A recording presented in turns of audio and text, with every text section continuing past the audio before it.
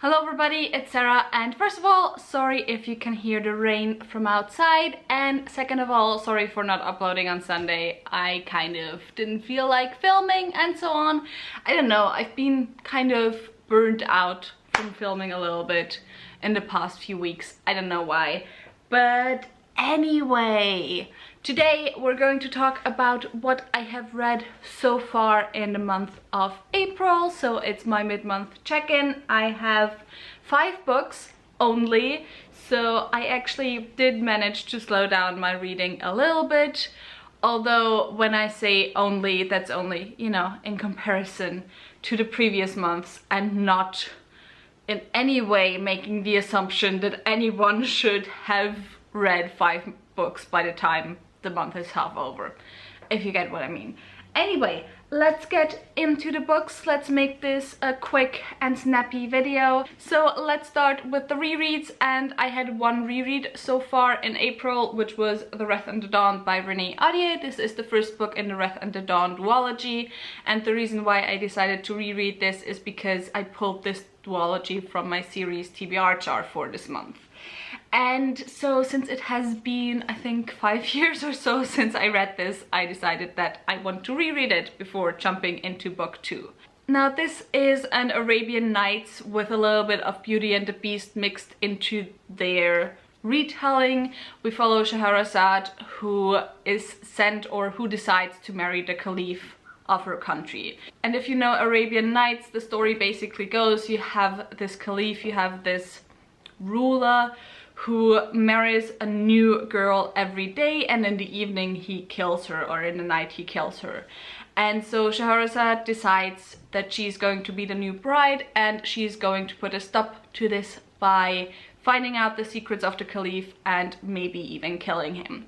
And so yeah, I did enjoy my reread. I also did then enjoy continuing on and finishing the duology. I'm not sure which of the two I prefer more. I think maybe actually the second book a little bit, although I have to say that I did not enjoy the first book as much as I remember enjoying it, but I think that's mostly down to me just having grown out of YA, if that's the right term. You know, I have moved on from YA. That's maybe a better term. And so yeah, for me, just generally, I would say that while it's a fun story, for me personally, there's not enough world building, there's not really enough character development, even though the characters I do find are very interesting characters. There's not really enough like slow development in the story. There's a bit of insta-love, as there is a lot of times in YA, at least that's how it feels. And so yeah, I did enjoy it. I can recommend it to general YA readers, but if YA isn't your cup of tea, then I don't think this will be your cup of tea either. Then next I want to talk about Die Stadt der träumenden Bücher by Walter Moers. I think the English translation title of this is The City of Dreaming Books. And this is set in this world that the author created in general. He has written multiple novels in this world, which is called Zamonien. And it's basically this world that's all about the written word. It's all about poets and writers and novels and so on. And we follow our main character, who actually is like a lizard or a dragon or something, as he tries to find the author of this one work that he has read that he thinks is the most amazing work written down ever. And so he travels to the city of dreaming books, and he tries to find the author. However, in the city there's books that can kill, there's books that can dream, there's books that can hurt you, and so on. And so yeah, that's what this story is about. And I do think that the writing is incredibly beautiful. I really enjoyed the writing the most, much more than the story itself actually, or the characters. I of course don't know how good the translation is, but if you can read in German, I would say go and read this. I actually don't know if I would classify this as YA or adult fiction. It's kind of this type of fiction that I think can be read and enjoyed by any age group really.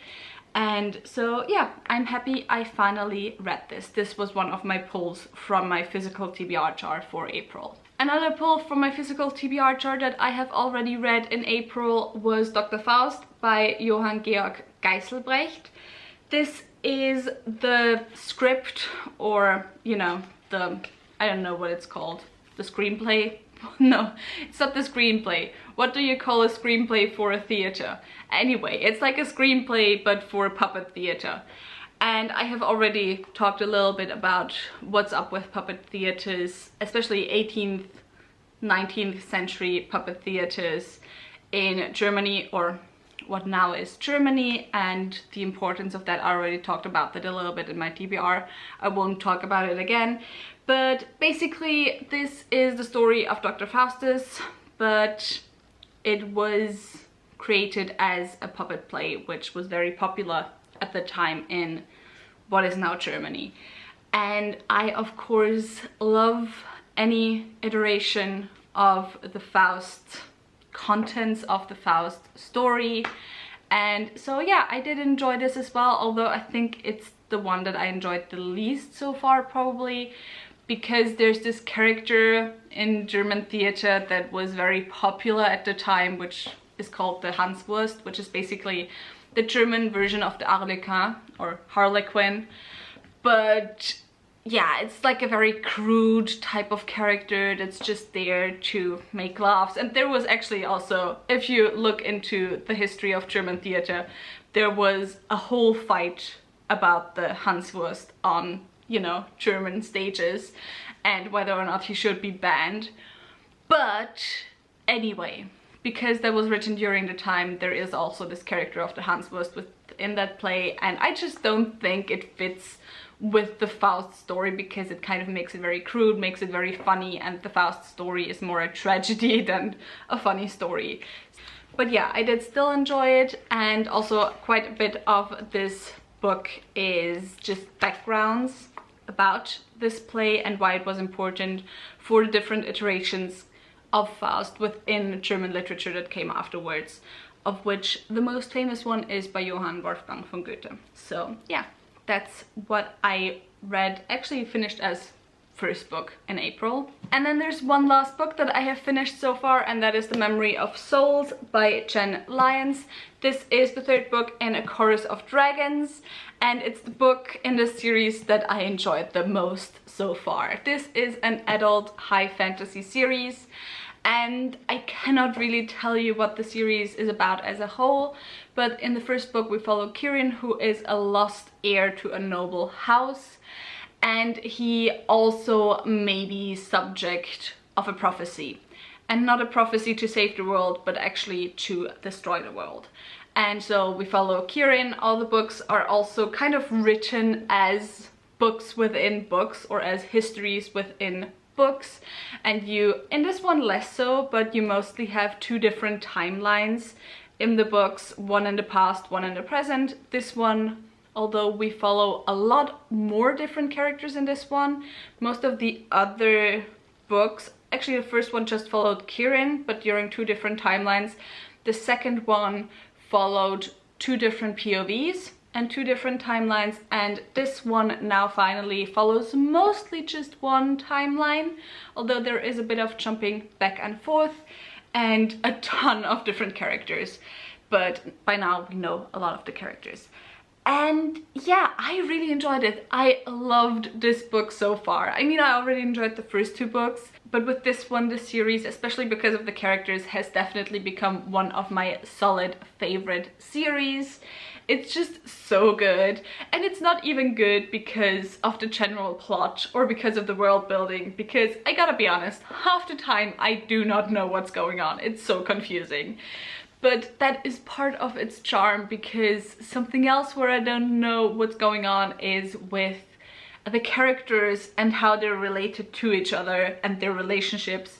Because within the series you have resurrections, you have reincarnations, you have soul swapping, which just makes it for a really fun family drama, because it just makes the relationships between the characters, just considering past lives and so on, really fun to follow. And it's so confusing, and it's just a huge fucking family drama, and it's beautiful. I absolutely love it, and I am so happy I did not pick this series up last year, because now I only have to wait 1 month until the 4th book is published, and I cannot wait to get to it. So these were the books I read so far in March. Let's now quickly go through the books that I am still currently reading. First, I have L'Étranger by Albert Camus. I am about 2/3 done with this book, and I both understand more and less than what I thought I would understand, because I am reading this in French. But I kind of have this problem because I concentrate so much on the single words and the sentences. I kind of miss the bigger picture. You know, it's like some of these like really confusing impressionist paintings or something, where you can go really close and see the details and see the single brush strokes. Wow, brush strokes, to like really appreciate them, but you kind of need to step farther away to see the whole picture. And with this one, I just have to get so close to the single words that I can't see the big picture. So yeah, that's fun. Then I'm once again reading a non-fiction. It's been a while, and that is Afrikas Kampf seine Kunst, Geschichte einer postkolonialen Niederlage by Benedict Savoy. And the English translation of this title, even though I don't think it has been translated into English, would be Africa's Fight for Its Art, the history of a post-colonial loss. I think that's like the general translation. But anyway, this talks about how a lot of African countries, ever since they gained their independence, have been fighting to gain back their own art, and through the art also their own history. And it's a really, really interesting novel. It kind of just goes through the different, what's it called, conversations between, you know, presidents and just organizations and letters and all that stuff, and just analyzing that.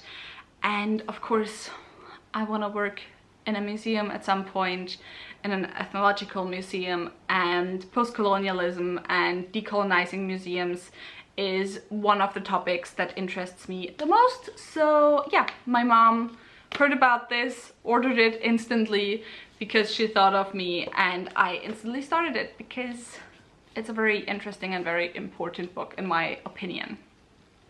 I always get so sad when I see books that I feel are so important, but that I think won't ever gain the traction that they should get, just because, you know, they're not written with a US centrism in mind. Similarly to Identity by, I forgot the author's name once again. But yeah, I'm also reading currently Towers of Midnight, which is the 13th and the second to last book in the Wheel of Time series. I am 350 pages into it. I'm sure I'll finish in the next week or so. And yeah, getting ready to finally have this series under my belt. And then I also started my reread of The Blood of Olympus, which is the 5th book in the Heroes of Olympus series by Rick Riordan. Also enjoying my reread, although less than the rereads of most of the other books in this series, gotta be honest.